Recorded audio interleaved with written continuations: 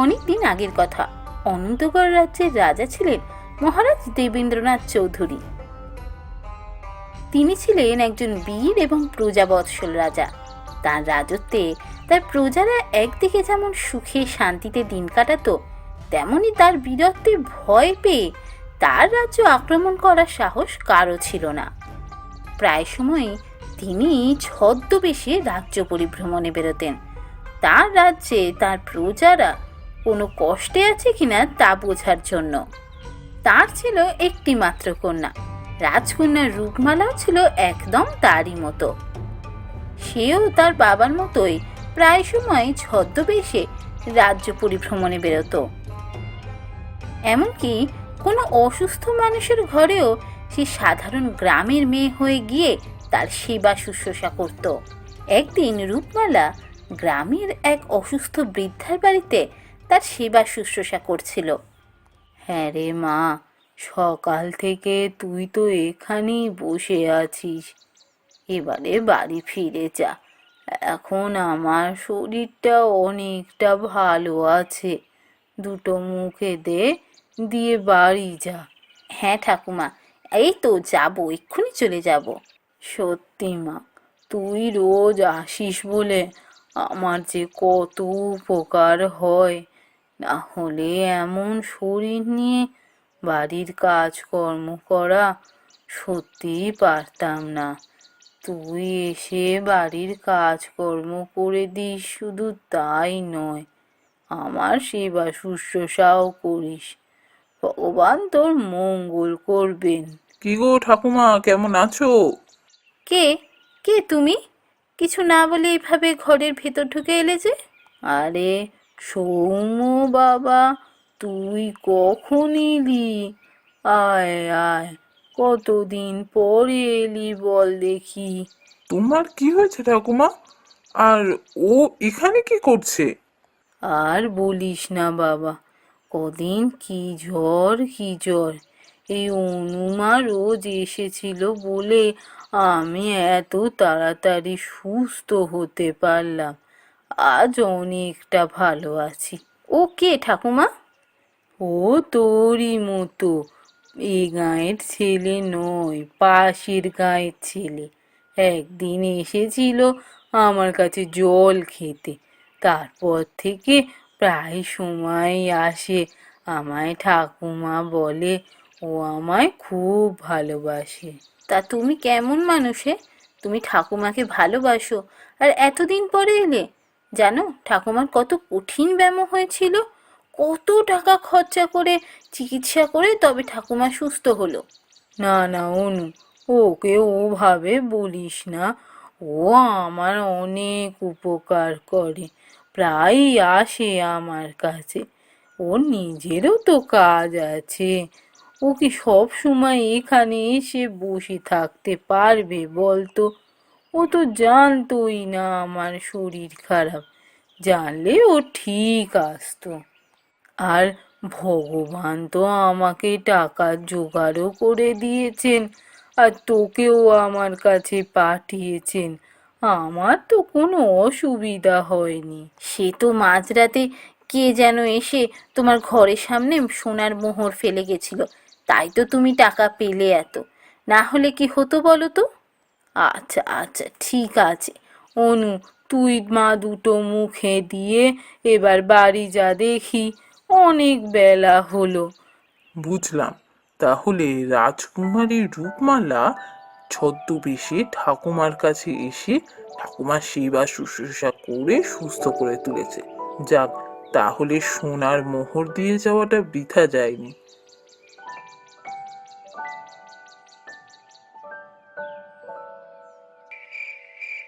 একদিন রাত্রিবেলা রাজকুমারী রূপমালা নিজের মনে তার ঘরের সামনে বারান্দায় ঘুরে বেড়াচ্ছিল।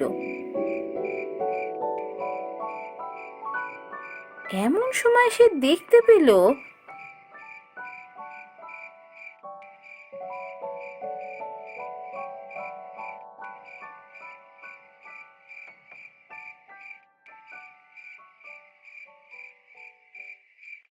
আরে ওই ছেলেটা সেদিনকে ঠাকুমার বাড়িতে যাকে দেখলাম, সেই ছেলেটা না? এত রাতে কোথায় যাচ্ছে এভাবে?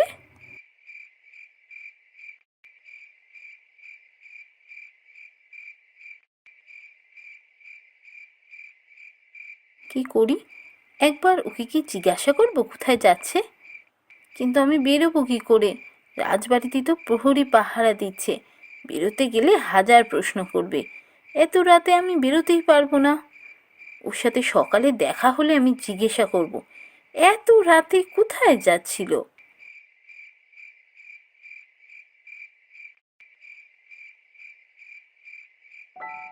এইভাবে পরপর দুদিন রাজকন্যা রূপমালা সৌমকে রাজবাড়ির সামনে দিয়ে মধ্যরাতে হেঁটে যেতে দেখল। এই ছেলেটা এত রাতে কোথায় যায় প্রতিদিন? না, আমাকে দেখতেই হবে। আজ আমি এই ছেলেটার পিছু পিছু গিয়ে দেখব রাতের বেলা ও কি করে। ও কি কোনো চোর নাকি? চুরি করতে বেরোয় রাতের বেলা? তাহলে তো ধরতে হচ্ছে।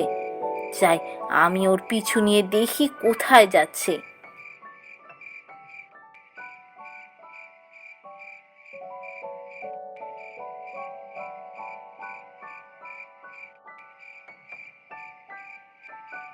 সমস্ত প্রহরীরা অঘোরে ঘুমোচ্ছে। মধ্যরাত, ঘুমোবে না তো আর কি করবে? আমি যে রাজবাড়ি ছেড়ে বেরিয়ে এসেছি কেউ জানতে পারেনি। তাড়াতাড়ি আমি আবার ফিরে যাব, যাতে কেউ না জানতে পারে।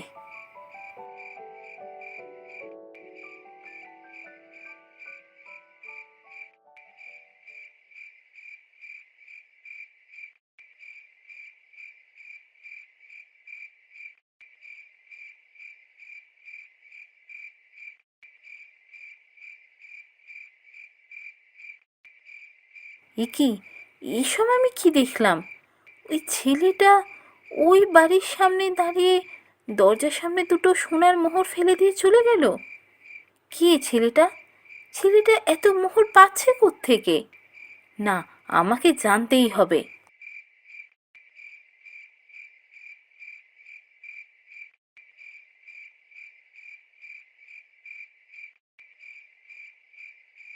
দাঁড়াও, কে তুমি? আরে, রাজকুমারী রূপমালা যে! কি হলো, আজকে ছদ্মবেশে না এসে একদম রাজকুমারী সাজে এলেন যে? ও, তাহলে সেদিন আপনি বুঝতে পেরেছিলেন। কিন্তু আপনি কে? আপনি আমায় চিনলেনই বা কী করে? আর এরকম গ্রামের বাড়িতে বাড়িতে দরজার সামনে সোনার মোহর ফেলে যাচ্ছেন? আপনি কি ঠাকুমার কাছে সোনার মোহর ফেলে এসেছিলেন? তা আপনি ঠিকই ধরেছেন, কিন্তু রাজকুমারী, এত রাতে রাজবাড়ির বাইরে এসে আপনি ঠিক করেননি। যান, রাজবাড়িতে ফিরে যান। আমিও ফিরে যাই। আমি কে বা কোত্থেকে এত সোনার মোহর পাচ্ছি তা আপনি ঠিক জানতে পারবেন।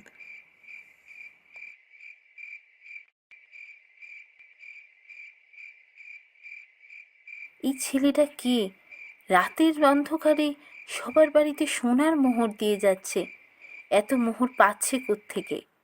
আচ্ছা, ছেলেটা কি কোনো রাজ্যের রাজা বা রাজকুমার? রাতের অন্ধকারে গরিব মানুষের কাছে সোনার মোহর দিয়ে যাচ্ছে যাতে তাদের উপকার হয়। হ্যাঁ, নিশ্চয়ই তাই হবে। ওর সাথে সকালে যদি আবার দেখা হয়, আমি এই প্রশ্ন ওকে করব। এরপর থেকে প্রায় দিনই রাজকুমারীর সাথে সৌম্যর দেখা হয়। তারা দুজন গল্প করে, ঘুরে বেড়ায়, নদীর পাড়ে বসে অনেকক্ষণ গল্প করে। রাজকুমারী তাকে অনেকবার জিজ্ঞাসা করেছে সে কে, কোথা থেকে আসছে। কোনো বাড়ি সে রাজকুমারী প্রশ্নের উত্তর দেয়নি। দেখো সৌম্য, তুমি কে, কোথা থেকে আসছো আমি কিছুই জানি না। তোমায় অনেকবার জিজ্ঞেস করেছি, তুমি কোনো উত্তর দাওনি। কিন্তু আমি আজ তোমায় একটা কথা বলতে চাই। আমার তোমাকে খুব ভালো লাগে, তোমাকে বিয়ে করতে চাই। কিন্তু তা তো হবে না রাজকুমারী, এটা হওয়া সম্ভব নয়। কেন সম্ভব নয়? আমি রাজকুমারী বলে?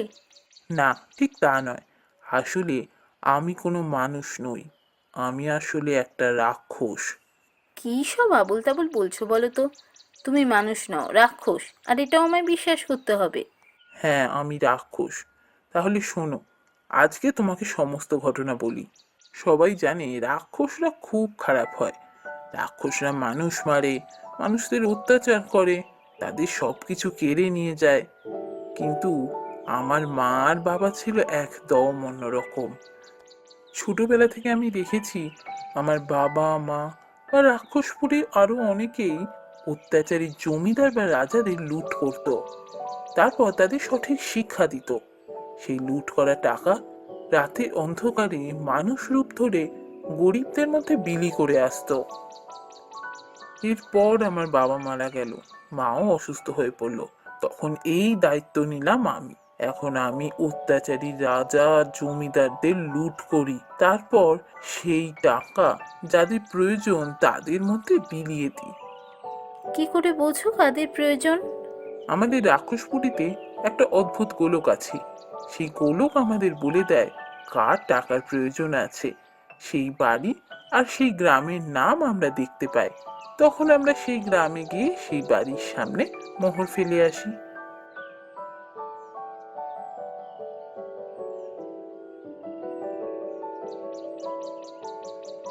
তুমি রাক্ষস হলেও তো খারাপ নও, তোমার মন খুব ভালো। আমি তোমাকে বিয়ে করতে চাই। আমি তোমাকে বিয়ে করে রাক্ষসপুরীতে গিয়ে থাকবো, আমার কোনো অসুবিধা নেই। না রূপমালা, তা হবে না।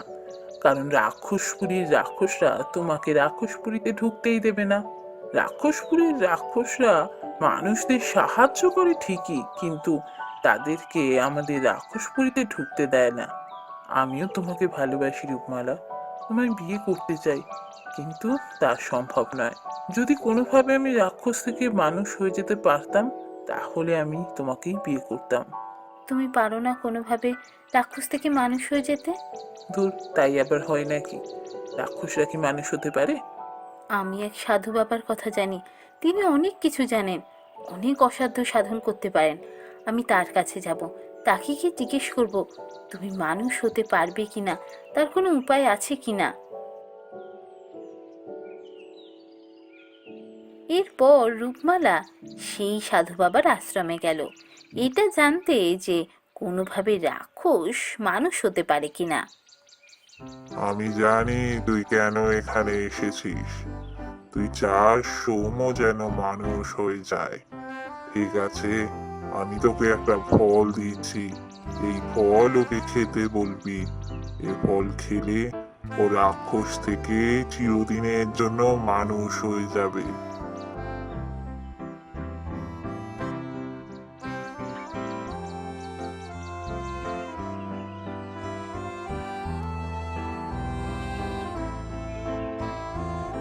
এরপর সৌম্য তার মাকে সমস্ত ঘটনা বলল। সে কি কথা সৌম্য, শেষ পর্যন্ত তুই কিনা একটা রাজকুমারীকে বিয়ে করবি? তুই মানুষকে বিয়ে করবি? তাহলে তো তুই এই রাক্ষসপুরীতে আর থাকতে পারবি না, তোকে এই রাক্ষসপুরী ছেড়ে চলে যেতে হবে। কিন্তু আমি তোকে বাধা দেব না, তুই যদি চাস তাহলে তুই চলে যেতে পারিস। তুই ভালো থাক, এর থেকে বেশি কিছুই আমি চাই না। এরপর রাজকুমারীর কাছ থেকে সেই ফল খেয়ে সৌম্য চিরদিনের জন্য মানুষ হয়ে গেল। ওদিকে রাজা দেবেন্দ্র রাজকুমারীর মুখে সমস্ত কথা শুনে খুব খুশি হন। তিনি সৌম্যর সাথে রাজকুমারীর বিবাহ দেন এবং সৌম্যকে নিজের রাজ্যের রাজা ঘোষণা করেন। এরপর রাজকুমারীকে বিয়ে করে সৌম্য রাজা হয়ে সিংহাসনে বসে। তবে রাজা হওয়ার পরও সে তার মাকে কোনোদিনও ভুলতে পারেনি। সে প্রায় দিনই রাক্ষসপুরীতে তার মায়ের কাছে ফিরে যেত। রাক্ষসপুরীর রাক্ষসরা তাকে ঢুকতে দিলেও রাজকন্যাকে কোনোদিনও রাক্ষসপুরীতে ঢুকতে দেয়নি। আর এরই সাথে সে এখনো অত্যাচারী রাজা বা জমিদারদের লুট করে এনে সেই টাকা রাতের অন্ধকারে ছদ্মবেশে গরিব মানুষদের মধ্যে বিলি করে দেয়। আর এইভাবেই সে সুখে শান্তিতে দিন কাটাতে থাকে।